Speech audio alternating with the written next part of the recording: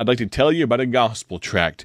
Why are we always talking about gospel tracts on this program? Well, with a name like Bible Tracts Echoes, it's kind of difficult not to, right? But in all seriousness, why should we talk about gospel tracts?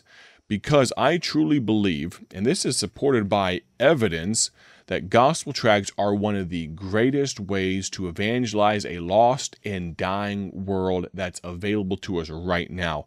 Not only in places like America do I pass out gospel tracts all the time and see people, when I pull away from them, when I hand them one on a sidewalk and walk away, I'll turn around and oftentimes I'll see them open up that gospel tract and they'll start to read it. You see the physical, tactile sensation of handing someone something. I don't care what culture you live in. I don't care where you live. There's something of value to that, as many of us have disappeared even further into our virtual worlds of screens and smartphones and all those things. As I said, that ability to hand a physical object to someone like a gospel tract, really it's only more valuable today.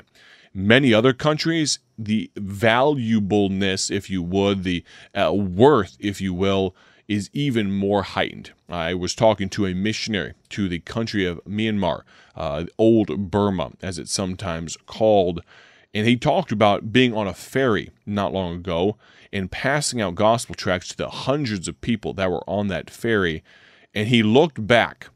As he passed out those gospel tracts, he looked back at the half of the ferry that he had already covered, that he had already handed out gospel tracts, and every single person, each of those precious souls, had their head bent down, not looking at their smartphones, not looking at their devices, but reading that gospel tract.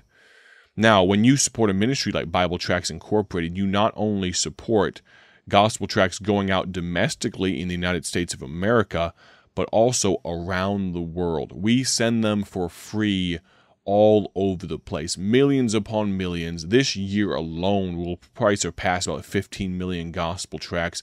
I'm going to ask you to consider supporting the ministry of Bible Tracts Incorporated. If not financially, then by prayer. If I had to choose between your prayers or your money, I'd ask for your prayers all day, every day. But you could also support us in this way. Be a distributor of Bible Tracts Incorporated. Go to BibleTractsInc.org. You can order a gospel tract like the one I'm holding in my hand right now called The Best I Can. Here's how it starts off. A man was standing by New York Harbor, and he suddenly declared loudly, "I'm going to swim to London." And then he jumped in the water, heading for the open sea with a freestyle stroke. You may be standing there near him, shout, "Hey, you're not going to get to London that way." Even though he's swimming in the right direction, he has all this passion, all this fervor, and he says this back to you as he recedes into the distance, the frigid water. "Oh, yes, I will. I'm sure I'll make it." You ask him as you shout to him, "What makes you so certain?"